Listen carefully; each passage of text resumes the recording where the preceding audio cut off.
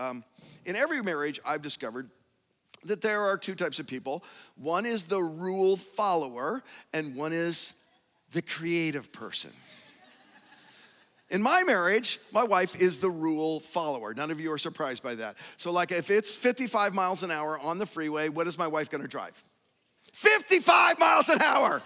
Drives me absolutely nuts. We're being passed by mopeds. If it's 55 miles an hour on the freeway, what am I gonna drive? 85, about 85. I find at 86 you get pulled over. It's 84 and a half sometimes. If we're walking on the sidewalk, if there's a sidewalk, where's my wife gonna walk? Right on the sidewalk, no matter how long it is. If there's a shortcut across the lawn, I am taking that shortcut. If they weren't smart enough to put a sidewalk diagonally through that field, I'm gonna show them the path they should have taken. I'm the creative one, okay?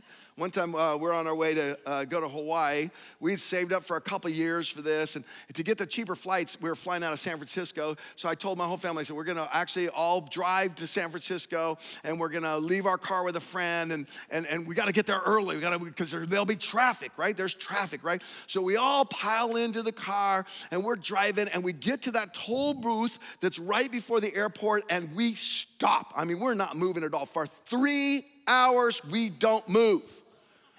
Every lane is packed. I don't know if there's a breakdown or whatever's going on, but we're not moving. And I start to panic. I said, we're not gonna make this vacation. We're gonna have to rebook these flights. Who knows if we can get these flights? I'm all worried about it. And over here on my right, there's 2 lanes and no one's in those lanes. It's the fast pass lanes, you know? You got the little digital device and people are just, and I finally looked at my wife. I said, we're gonna have to break the law to make this vacation.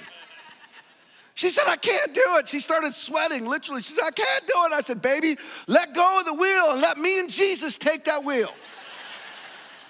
She said, no, it's a fine. I said, baby, I don't know what to tell you other than we're not gonna make it in this line, but I got the money to pay that fine. So she closed her eyes, literally put on the gas, and I steered us into the life of crime. We went through the toll pass. 2 days later, the gal that was house sitting for me said, you got a ticket from the state of California. She took a picture of it. I got online. I paid the fine before I had my first sunburn. Because I'm the creative one. Here's what I've learned. Living with a rule follower. Here's what I've learned. Even rule followers break the rules when they want to. And I've also learned this, 35 years of marriage. It's better to be a rule follower. It's just I can't. It's hard for me. And if you were honest, you admit that it's hard for you. This is the point of chapter 7. The Apostle Paul exposes what the law of God does and our problem with the law of God. And by bringing up the definition of the law and our problem, we start to work towards the ultimate solution. How do we become people that actually follow the law? All right, let's look at the context. I've given you some white space in your notes there. In that white space, if you're taking notes, and I hope you are, I want you to write this stuff right here down. What is this? This is about the controversy that is Romans chapter 7, verses 14 through 25.